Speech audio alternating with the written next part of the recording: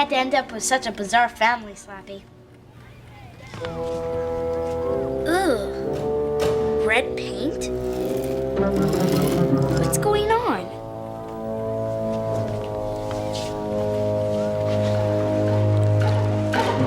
How did this get here?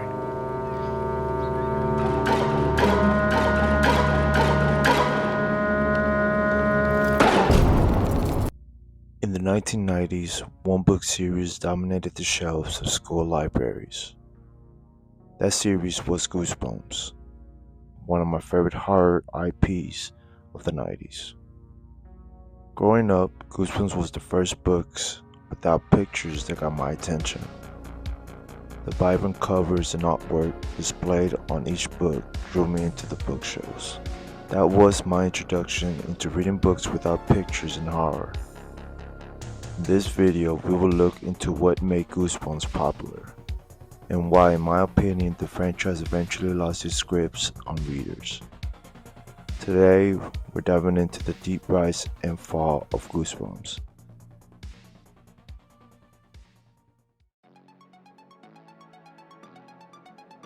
R.L. Stine, the author of Goosebumps, was already a successful children's writer known for his humor books under the pen name Jovial Bob Stine. In 1989, Stine ventured into kids' horror with Fear Street, a series aimed at teenagers. As Fear Street succeeded, the idea to fulfill an untapped market for horror for kids between 7 and 12 was suggested to Stine. In 1992, the first Goosebumps book, Welcome to Dead House, was published. Scholastic cemented its name within the publishing industry with the release of I Spy and Goosebumps. What's that, you ask? I'll tell you. Scholastic's Goosebumps by R.L. Stine is the most popular book series in the world. Now let's get on with it. Here's where the ride for kids horror started. By the mid-90s, Goosebumps had become a cultural phenomenon. New titles were released monthly and kids couldn't get enough. The books weren't just popular, they were everywhere.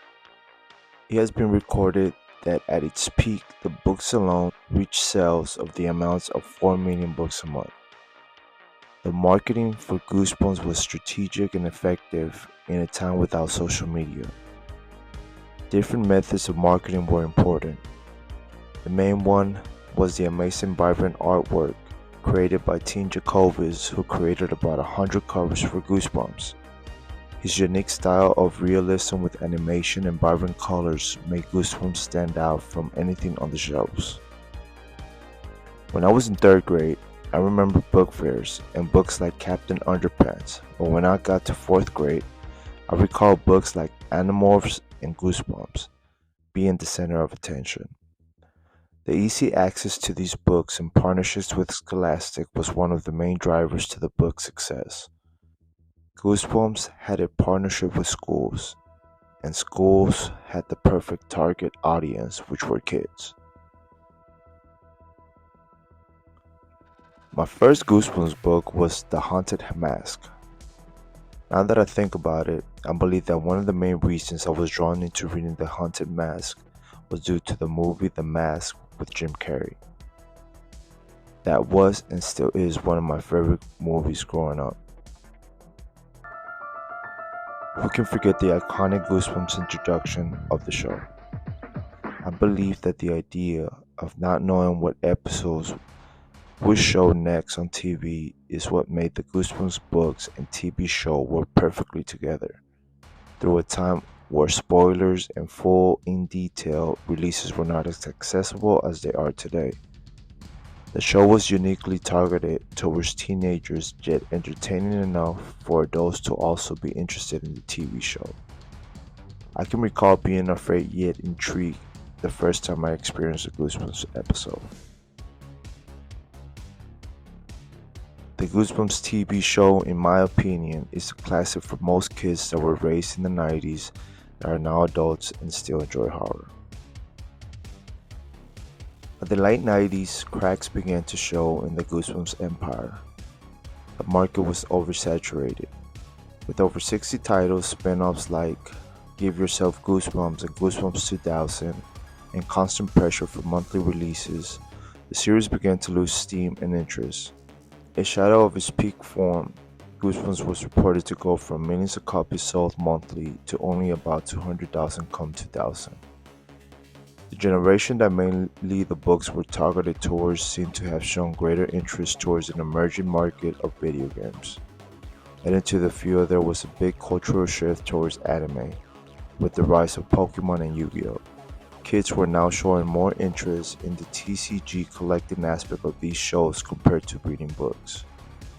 Through the decline in sales and legal dispute with Parachute Press over the marketing of Goosebumps, R.L. Stine and the Scholastic fell apart, marking a new era for Goosebumps. Goosebumps was turned into Goosebumps 2000, marking the end of the golden era for the franchise.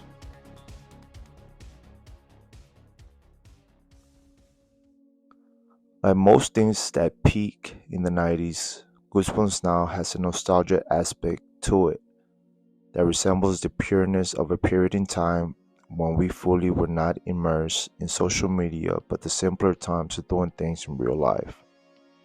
Goosebumps released its first feature film in 2015, introducing itself to a new generation through one of the biggest entertainment platforms. Personally, I was entertained by the visuals and the story as a whole. It was great to see some of the CGI text of what some of the cover art would look like if it would happen to be part of real life. Blackjack as R.L. Stine was great. Through time, Goosebumps will always be a product of what initially made it big, which is its compelling stories through its books. But the tech of introducing Goosebumps through actual high production shows and through other mediums of entertainment will continue to be an opportunity to keep Goosebumps around. At the time of this video, the first episode of Goosebumps The Vanishing just released, an introduction to a new world inside the world of Goosebumps.